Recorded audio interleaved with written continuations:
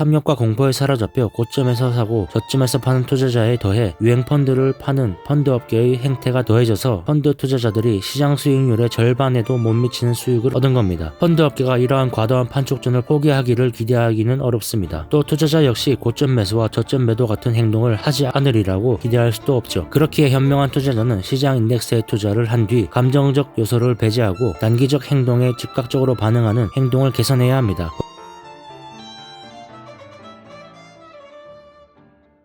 5장 보이지 않는 비용의 위력. 펀드 매니저의 몫이 커질수록 투자자의 몫은 줄어든다. 대다수 투자자는 과거 성과를 기준으로 펀드를 선택하는 것이 일반적입니다. 그러나 과거의 성과는 지속 가능한지 측정할 수 없는 요소입니다. 중요한 것은 영속적으로 적용되는 펀드에 드는 비용입니다. 한번 지나가면 끝인 과거의 성과와 달리 비용은 일회성이 아닌 영속적인 요소죠. 성과는 일시적이고 비용은 영속적이다. 첫 번째 비용은 바로 펀드 보수의 비용률이며 이것은 시간이 지나도 거의 변하지 않습니다. 고비용 펀드의 보수율은 평균 2.4%이고 초저비용 펀드의 보수율은 0.32%입니다. 평균 1.1%의 보수율을 보이죠. 두 번째 비용은 판매 수수료입니다. 최근에는 선취 판매 수수료가 거의 사라진 대신 보수율이 올랐습니다. 세 번째 비용은 포트폴리오의 매매 회전율에 따른 비용입니다. 펀드 회전율이 100%라면 매년 1.1%의 비용을 부담해야 합니다. 회전율이 50%라면 매년 0.5%의 비용이 들어가죠. 그리고 회전율이 10%라면 비용은 0.1% 수준이 될 겁니다. 매매 회전율에 따른 비용은 다시 말해 포트폴리오를 리밸런싱, 재조정하는 데서 오는 비용입니다. 액티브 펀드의 경우 포트폴리오의 구성에 매니저의 의견이 들어가기 때문에 시가총액도로 이루어진 인덱스 펀드보다 포트폴리오 조정이 잦을 수 있죠. 회전율이 높다는 겁니다. 비용이 중요하다. 그냥 중요한 것이 아니라 대단히 중요하다. 위의 자료를 보면 고비용 펀드와 저비용 펀드의 비용률 차이는 평균 1.4%입니다. 이 차이 때문에 최저비용 펀드가 최고비용 펀드보다 나은 성과를 올린 겁니다. 각 분위 펀드의 최종 수익률은 10.6%에서 10.3%로 차이가 미미하지만 다른 중요한 요소가 있습니다. 연수익률의 변동률로 위험 수준을 측정해보면 최저비용 펀드의 변동률은 16.2%로 최고비용 펀드의 17.4%보다 위험이 낮았습니다. 결국 위험 감소 부분을 고려하면 최저비용 펀드의 수익률은 8.9%이고 최고비용 펀드는 7.4%로 최저비용 펀드의 수익률이 1.5%나 높았습니다. 1.5%라고 하면 크게 느껴지지 않을 수도 있습니다. 그러나 조금 지나면 복리로 불어나 수익률 격차는 어마어마해지죠. 25년 동안 수익률을 보면 최저비용 펀드의 복리 수익률은 855%이고 최고비용 펀드는 632%로 저비용 펀드보다 35%나 낮았습니다. 간단히 말해 최저비용 펀드는 자산이 8배가 되었고 최고비용 펀드는 6배가 되었습니다. 어떤 기간을 기준으로 하던 항상 저비용 펀드가 고비용 펀드를 압도합니다. 따라서 투자자는 펀드 선택의 기준을 비용으로 하는 것이 가장 안전합니다. 게다가 액티브 펀드의 경우 25년이 지난 후에도 살아남은 펀드만 선택해 계산하는 겁니다. 다시 말해 생존자 편향이 적용된 계산값이라는 거죠. 말했듯이 액티브 펀드는 사라지는 경우가 수두룩합니다. 저비용 인덱스 펀드, 비용률이 매우 중요하다는 사실을 수긍하고 저비용 펀드에 눈을 돌리기로 했다면 선택 범위를 액티브 펀드로 국한할 이유가 전혀 없습니다. 최저비용 펀드는 바로 전통적 인덱스 펀드입니다. 매매 회전 비용도 거의 없어서 총 비용은 0.1%죠. 따라서 S&P 500 인덱스 펀드의 총 수익은 9.2%고 비용을 뺀 순수익은 9.1%입니다. 펀드 매니저가 가져가는 몫이 없으면 투자자가 시장 수익 전부를 가져간다. 말했다시피 사실 중간에 없어지지 않고 살아남은 펀드만을 대상으로 계산했기 때문에 액티브 펀드의 수익률은 실제보다 가장되었습니다. 생존자 편향을 제거하면 평균 수익률은 9%에서 7.5% 수준으로 더 낮아집니다. 좋은 성과를 낸 액티브 펀드는 극소수입니다. 이런 액티브 펀드를 찾기란 건초 더미에서 바늘 찾기만큼이나 어렵습니다. 그리고 어렵사리 펀드를 찾아냈다 해도 과거의 성과가 계속되리란 보장도 없죠. 반면에 인덱스 펀드는 건초 더미에서 바늘을 찾는 수고를 줄여줍니다. 펀드 매니저와 중개인이 아무것도 가져가지 않으면 투자자가 모든 것을 가져갑니다. 6장 배당금은 누가 다 가져갔을까? 배당금을 갉아먹는 뮤추얼 펀드. 장기간에 걸쳐 복리의 마법이 발휘되면 배당금은 자산 가치를 엄청난 수준으로 끌어올립니다. 배당 수익을 제외한다는 가정하에 1926년 1월 1일에 S&P 500에 1만 달러를 투자했다면 2017년 초에는 170만 달러가 됩니다. 그러나 배당을 재투자했다면 5,910만 달러로 불어났을 겁니다. 복리의 마법이 얼마나 대단한지 다시 확인할 수 있죠. S&P 500의 주당 연 배당률은 놀라울 정도로 안정적입니다. 1926년 이후 배당이 크게 줄었던 적은 1929년에서 33년의 대공황의 55%, 대공황의 여파로 1938년에 36% 하락한 것, 그리고 2008년에서 09년 사이의 금융위기에서 21% 하락한 것, 단 3차례뿐입니다. 배당의 중요성을 볼 때 액티브 펀드는 배당 소득을 최우선해야 합니다. 그런데 과연 그럴까요? 그렇지 않습니다. 뮤추얼 펀드 관리 계약을 체결할 때 보면 배당 소득이 아니라 펀드의 순자산을 기준으로 보수를 청구합니다. 배당의 몇 %를 비용으로 청구하는 것이 아니라 펀드의 순자산을 기준으로 비용을 책정한다는 겁니다. 그러면 펀드가 받은 배당은 거의 비용으로 나가게 되죠. 성장 액티브 펀드는 받은 배당의 거의 100%가 비용으로 나가고, 가치 액티브 펀드는 배당 수익의 58%가 비용으로 나갑니다. 반면에 가치 인덱스 펀드의 비용은 배당 수익의 2%이고 성장 인덱스 펀드의 비용도 배당 수익의 4% 수준이었습니다. 고글은 그렇다면 저비용 인덱스 펀드를 선택하는 것이 어떻겠냐고 제안합니다. 인덱스 펀드는 매니저가 빈번하게 매매한 일도 없고 연간 비용률도 매우 낮은 편입니다. 또 배당 수익을 투자자에게 공정하게 배분하죠. 7장 조삼모사를 경계하라. 발표되는 펀드 수익이 모두 투자자의 몫은 아니다. 주식형 뮤추얼 펀드의 수익은 S&P 500 지수를 따라가는 인덱스 펀드를 통해 주식시장 전체를 보유했을 때의 수익에 미치지 못합니다. 그리고 그 미치지 못하는 수익이 남아 투자자가 100% 가져갈 수 있다고 생각하면 착각입니다. 착각일 뿐만 아니라 너무 안일하게 보는 겁니다. 현실은 훨씬 심각하죠. 지난 25년간 뮤추얼 펀드의 연평균 수익률은 7.8%로 S&P 500의 9.1%보다 1.3% 낮았습니다. 그런데 투자자의 실제 수익률은 펀드사가 보고한 7.8%가 아니라 6.3%였습니다. 펀드의 연평균 수익보다 1.5% 낮은 수준이었죠. 좋은 성과를 냈을 때 자금이 몰리고 저조한 성과를 냈을 때 자금이 빠져나갔기 때문입니다. 사실 인덱스 펀드의 투자자도 상승장과 하락장에 휩쓸린 측면이 있지만 그래도 8.8%로 펀드 자체의 수익보다 0.2% 낮은 수준이었죠. 정리하자면 지난 25년 동안 S&P 500 지수는 연평균 9.1% 수익률을 기록했고 S&P 500 지수 펀드에 투자한 투자자는 8.8%의 수익률을 기록했습니다. 그리고 주식형 펀드는 7.8%의 수익률을 기록했습니다. 그런데 정작 펀드 투자자들은 6.3%의 수익률에 그쳤습니다. 비용과 투자자의 행동이라는 이중 형벌. 1991년에 저비용 S&P 500 인덱스 펀드에 1만 달러를 투자했을 때 물가 상승률을 반영하지 않은 명목 수익은 7만 7천 달러였고 여기에 투자한 투자자는 7만 3,100달러의 수익을 얻었습니다. 반면 주식형 펀드의 수익은 5만 5,500달러였으며 여기에 투자한 투자자는 3만 6,100달러의 수익을 얻었습니다. 인덱스 펀드 투자자가 챙긴 수익의 50%도 되지 않는 수준입니다. 인플레이션을 고려하면 더욱 줄어듭니다. 물가 상승률을 2.7%로 가정하면 인덱스 펀드의 실질 수익률은 6.2%가 되고 주식형 펀드 투자자의 수익은 3.6%가 됩니다. 결국 인덱스 펀드 투자자는 3만 4,500달러를 벌었고 주식형 펀드 투자자는 1만 4,400달러를 벌었습니다. 정확한 수치가 어떻든 중요한 것은 주식형 펀드의 장기 수익은 시장 수익의 절반에도 미치지 못했다는 겁니다. 비용을 감안하더라도 어떻게 이렇게 큰 격차가 발생한 것일까요? 그 원인 중 첫 번째는 투자자들이 주가가 높을 때 펀드를 샀기 때문입니다. 낙관론과 탐욕에 사로잡힌 투자자들이 펀드 판매자의 꼬드김에 넘어가 상승장에서 주가가 거의 천장을 쳤을 때 펀드에 자금을 쏟아부었습니다. 둘째는 잘못된 시기뿐만 아니라 잘못된 펀드를 선택했기 때문입니다. 과거에 좋은 성과를 낸 펀드를 고른 거죠. 과거에 좋은 성과를 낸 펀드는 그 이후에 저조한 성과를 냅니다. 왜 그럴까요? 고수익을 올리면 항상 평균으로 회귀하려는 경향이 있기 때문입니다. 신경제 열풍이 몰아쳤던 1990년대 말에 이러한 현상이 두드러졌죠. 당시 펀드 업계는 무수한 펀드의 과거 성과를 내세워 선전을 하는데 목을 맸습니다. 주가가 상승하자 투자자는 주식형 펀드에 많은 자금을 투자했습니다. 주가가 비싸지 않았던 1990년에는 180억을 투자했는데 주가가 과대평가됐던 1999년과 2000년에는 4,200억 달러나 투자했습니다. 2008년 9월의 금융위기에도 이랬습니다. 주가가 저점으로 가는 동안 투자금을 빼내었고 따라서 이후에 주가가 회복되는 시기에 수익을 제대로 취하지 못했죠. 여기에 투자자의 정서를 이용해 당시 인기나 유행에 맞춰 새로운 펀드를 계속 내놓고 공격적으로 광고하는 펀드 업계의 관행이 문제를 더욱 복잡하게 만들었습니다. 다시 말해 탐욕과 공포에 사로잡혀 고점에서 사고 저점에서 파는 투자자에 더해 유행 펀드를 파는 펀드 업계의 행태가 더해져서 펀드 투자자들이 시장 수익률의 절반에도 못 미치는 수익을 얻은 겁니다. 펀드 업계가 이러한 과도한 판촉전을 포기하기를 기대하기는 어렵습니다. 또 투자자 역시 고점 매수와 저점 매도 같은 행동을 하지 않으리라고 기대할 수도 없죠. 그렇기에 현명한 투자자는 시장 인덱스에 투자를 한 뒤 감정적 요소를 배제하고 단기적 행동에 즉각적으로 반응하는 행동을 개선해야 합니다. 버핏은 4.1을 말했습니다. 주식의 최대 적은 바로 비용과 감정이다. 뮤추얼 펀드 슈퍼마켓의 설립자이자 CEO인 찰스 슈왑은 사람들이 일반 펀드에 투자하는 이유를 묻자 이렇게 답했습니다. 재밌으니까. 유망 종목을 선택하려는 것은 인간의 본성이다. 그러나 개인적으로는 인덱스 투자를 선호한다. 8장 세금도 비용이다. 투자에도 세테크가 필요하다. 인덱스 펀드는 각종 비용 부담으로부터 투자자를 보호해주지만 그뿐 뿐만 아니라 세금 부분에 있어서도 유리합니다. 일반 뮤추얼 펀드는 대다수가 세금에 있어 엄청난 비효율성을 나타내죠. 이유가 무엇일까요? 펀드 매니저가 주식 매매에 매달리기 때문입니다. 주식형 펀드의 포트폴리오 회전율은 연 78%입니다. 평균 주식 보유기간은 19개월에 불과하죠. 반면 인덱스 펀드는 정반대입니다. 매수 후 영구적으로 보유하는 전략입니다. 연 회전율은 3% 내외이고 따라서 매매 비용도 0에 근접합니다. 7.8%의 수익률을 기록한 액티브 펀드의 회전율을 고려해 연방 실효세 1.2%를 적용하면 세후 6.6%가 됩니다. 반면에 인덱스 펀드는 연방세 부담률은 0.4%로 액티브 펀드 투자자의 3분의 1이죠. 결과적으로 액티브 펀드는 세후 6.6%, 인덱스는 세후 8.6%의 수익을 올리게 됩니다. 비용, 투자자에게 불리한 펀드 선택, 부적절한 투자 시점 선택, 세금, 인플레이션 등이 펀드 수익률을 잡아먹습니다. 그런데 펀드 업계는 이 같은 사실을 투자자에게 알리는 법이 없죠. 9장, 좋은 시절이 다 갔을 때 수익률은 따라 움직이는 존재다. 이 장에서 말했듯이 장기적으로 주식시장의 수익 창출을 주도하는 것은 기업의 수익 성장과 배당 이익인 사업 실적입니다. 보글이 1974년 뱅가드를 창업하고 40년의 기간 동안 S&P 500에 속한 기업의 배당 수익과 수익 성장의 합인 투자 수익은 8.8%였습니다. 그런데 실제 전체 시장 수익률은 11.7%였죠. 2.9%의 격차가 발생합니다. 전체 시장 수익률의 11.7%에서 2.9%는 투기적 수익이라고 볼 수 있습니다. 25%는 투자자의 기대가 반영된 투기 수익이라는 거죠. 2017년이 되면서 낙관론과 과도한 자신감, 과열, 희망, 새로운 기업의 상황이 반영된 결과입니다. 이 25%의 수익은 주가 수익률, 즉 PER이 높아지면서 발생했다는 말입니다. 1974년에는 주가 수익률이 7.5배에 불과했는데 2016년에는 23.7배로 3배나 증가했습니다. 이 말인즉 1974년에는 S&P 500 기업의 주가는 기업들이 7.5년만 벌면 살 수 있었는데 2016년에는 23.7년이나 벌어야 살 수 있을 정도로 주가가 상대적으로 비싸게 거래되고 있다는 뜻입니다. 보글은 지난 40년간 주식시장은 고수익의 시대를 보냈다고 말합니다. 그리고 이 기간에 올린 수익 가운데 25%는 투기 수익이었죠. 앞으로도 이 정도의 주가 수익률을 기대하는 것은 비현실적이라고 보글은 말합니다. 평균 PER이 내려올 거라는 말입니다. 때문에 앞으로 주식시장은 다시 저수익의 시대를 맞을 거라고 하죠. 보글은 왜 경고를 계속할까요? 보글은 주식 수익의 원천으로 배당 수익률과 수익 성장률을 말했고 이 둘을 합해 투자 수익이라고 했습니다. 거기에 투기 수익에 해당하는 주가 수익률을 더했죠. 이것을 오늘날에 대입해 보겠습니다. 배당 수익률은 4.4%에서 2%가 되었고 명목 경기 성장률은 4에서 5%를 예상하고 있습니다. 이 둘을 더하면 투자 수익은 6에서 7%가 되겠지만 보글은 보수적으로 6%라고 예상합니다. 이제 투기 수익을 살펴보죠. 2017년 주가 수익률은 23.7배였습니다. 보글은 10년 후 주가 수익 비율이 20배 내외가 되리라고 예상합니다. 이렇게 되면 그만큼의 투기 수익인 2%포인트가 줄고 미국 시장의 연평균 수익률은 4%가 됩니다. 이 의견에 동의하지 않아도 됩니다. 지금의 주가 수익 비율인 23.7배가 10년 동안 유지된다면 투기 수익은 0이 되어 투자 수익과 시장 수익은 같아질 거고 반대로 주가 수익 비율이 30배로 올라간다면 투기 수익은 1.5%가 되어 투자 수익률 6% 더하기 투기 수익 1.5%를 더해 시장 수익률은 7.5%가 될 겁니다. 또 주가 수익률이 12배로 감소하면 7%를 빼면 됩니다. 그럼 시장 수익률은 마이너스 1%가 되겠죠. 여기서 잠깐 현재의 상황을 간단하게나마 S&P 500 기준으로 계산을 해봅시다. 보글이 말한 공식은 배당 수익률 더하기 이익 성장률 더하기 PER 배수이죠. 여기서 이익 성장률은 보글도 명목 성장률을 기준으로 했으니 그렇게 적용해 보겠습니다. 23년 1월 18일 현재 S&P 500의 PER은 20.76배입니다. 20배라고 해보죠. 미국의 명목 성장률은 22년 9월 기준 9.2%입니다. 또 S&P 500의 배당은 뱅가드의 ETF인 VOO의 분배금을 기준으로 하겠습니다. VOO의 분배율은 1.69%이고 성장률은 9.2%입니다. 보글이 제시한 수익에서 배당은 줄었지만 성장은 더 많이 한 것을 확인할 수 있습니다. 더하면 10.89%입니다. PER은 보글이 제시한 대로 20이니 변동 없이 20으로 잡고 최종 시장 수익률은 10.89%가 되겠네요. 다시 한번 말씀드립니다. 참고를 위해 대충 어림잡아 계산해본 수치입니다. 게다가 이것은 현재의 수치이지 전망 수치가 적용된 것이 아닙니다. 중요한 것은 보글이 말한 대로 PER은 거의 20에 근접하게 내려왔다는 겁니다. 여기서 미국의 명목 GDP 성장률이 유지될지 떨어질지 확인하고 PER 또한 상승할지 하락할지 봐야겠습니다. 채권 투자 수익원은 현행 이자 수익률, 주식과 달리 채권 수익은 거의 전부가 이자 수익에서 나온다고 해도 과언이 아닙니다. 물론 금리 변화가 채권 가격에 영향을 미치긴 하지만 만기까지 보유하는 사람 입장에선 의미가 없죠. 1900년대 이후 지금까지 채권의 연평균 수익률은 5.3%였습니다. 근현대인 1974년 이후에는 8%까지 상승했죠. 하지만 보글은 앞으로는 연평균 3.1%를 예상한다고 합니다. 주식과 마찬가지로 채권의 수익률도 하락할 가능성이 높다고 보글은 말합니다. 주식과 채권의 수익 추정치를 기준으로 기준으로 하면 주식 60%와 채권 40%의 혼합형 액티브 포트폴리오의 연수익 기대치가 3.6%라고 해보죠. 여기서 비용 1.5%와 인플레이션 추정치인 2%를 빼면 연수익은 0.1%에 불과합니다. 반면에 주식 인덱스와 채권 인덱스 펀드를 조합한다면 인덱스 펀드의 비용은 0.1%이니 수익률은 1.5%가 될 겁니다. 주식과 채권을 혼합해서 가져간다 해도 인덱스가 유리하다는 말입니다. 실제와 다를 수는 있지만 기준점은 되어줄 겁니다. 거듭 말씀드리지만 보글의 계산은 참고일 뿐입니다. 미국은 예측보다 더 성장하고 있으며 평화량 증가는 PR을 상승시킬 수 있는 요인입니다. 막대한 손실을 피하기 위한 5가지 방법. 손실을 피하기 위한 방법에 5가지 선택지가 있습니다. 첫 번째는 주식시장 포트폴리오로 구성된 초저비용 인덱스를 선택하는 겁니다. 두 번째는 비용 수준이 낮고 회전율이 낮으며 판매 수수료가 없는 펀드를 선택하는 겁니다. 세 번째는 장기적으로 수익 성과가 좋은 펀드를 선택하는 겁니다. 네 번째는 단기적 과거 성과를 기준으로 펀드를 선택합니다. 다섯 번째는 전문가를 통해 시장을 이길 수 있는 펀드를 추천받습니다. 이 중 어떤 것을 선택하겠습니까? 성공 확률이 높은 것은 앞의 2개입니다. 나머지는 확률이 매우 낮다고 보고는 말합니다. 다음 장에선 확률이 낮은 3개의 선택지를 살펴볼 겁니다.